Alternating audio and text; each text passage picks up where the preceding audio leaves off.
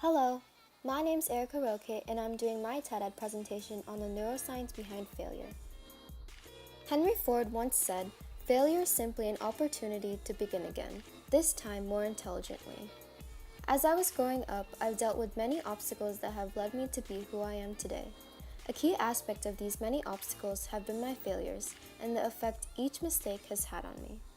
High school has taught me a lot about taking risks and learning from my mistakes, especially the sports I encouraged myself to take part in. This included gymnastics, cross country, and dance. Gymnastics was the first high school sport I had participated in.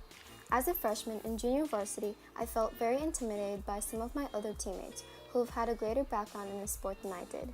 I was very shy and somewhat quiet, as I would rarely ask for help or advice from others on what I needed to do to improve. I observed other gymnasts, both in my team and from other schools. I started to believe that the gymnasts who placed were only good because they had started earlier than me. I was wrong. It was not only their hard work and dedication that contributed into their amazing routines, but also the experience and knowledge they gained from past mistakes. Sophomore year came around and I was in junior varsity again. I was a bit disappointed in myself since I took off-season classes to get better and hopefully make varsity. However, since I had experience from the previous season in the classes I took off-season, I didn't have to put in as much work as other girls, some being totally new to the sport. In other words, I had less mistakes I had to learn from than they did. Two of those new teammates were my friends that I had invited to join the team.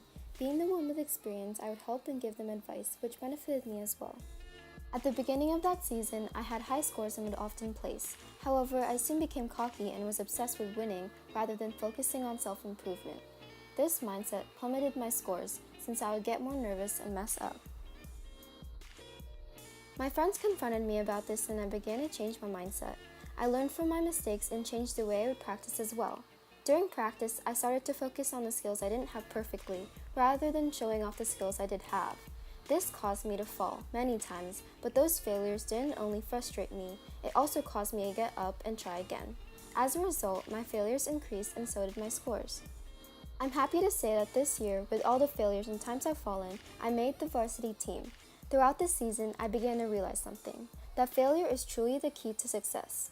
My failures and learning process went something like this, which I've applied not only to gymnastics, but to other aspects of my life as well. Step 1. Acknowledge. This step was to consider my failures as a stepping stone, one that is beneficial. This helped to lift me up after the mistake rather than putting me in the opposite direction away from success with a negative mindset. For example, if I had fallen doing a back walkover on beam during practice, this is the step where I would take a deep breath and shake out any nervous thoughts. A brief action like this can help to clear your mind and avoid frustration. Step 2. Reflect. Thinking deeply and carefully about the next way to go about a situation has assisted me into making more meaningful mistakes. Rather than just trying again, it helps to think about an alternate way to approach the obstacle.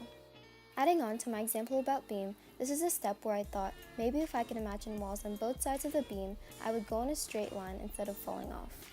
Step 3. Experiment. Leo Babauta, an author, suggests to see decisions not as final choices but experiments.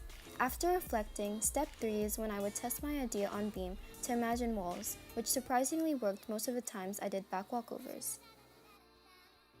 And lastly, step 4, which is to fail and learn again. Throughout the season, I applied what I learned from all my falls. Eventually, my falls and huge failures became less and less evident towards the end of the season. So, what's the science behind this? Well, the brain is wired to learn from failures. Human survival is an outcome of the many failures our ancestors have been exposed to, from recognizing whether or not a certain object is consumable to finding a habitable environment. The experimentation between what we can and cannot do has been crucial to our lives since we were born. We learn from our failures, thus the more we fail, the more we improve. Consider the experiment run by Carol Dweck, a Stanford psychologist.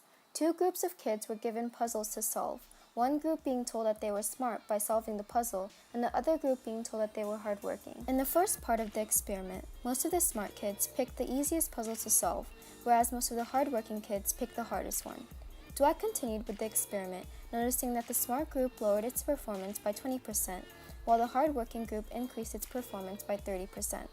She then concluded that education leads students to see mistakes as signs of stupidity and not as building blocks of knowledge.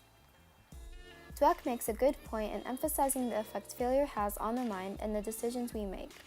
The experiment shows that the kids who were credited by being told that they were smart didn't want to fail, so they picked the easiest puzzle to do next, and vice versa with the other group.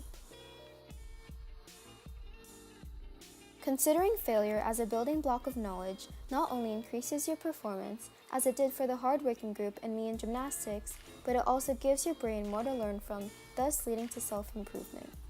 Thank you for listening, and I hope you learned more about the significance of failure.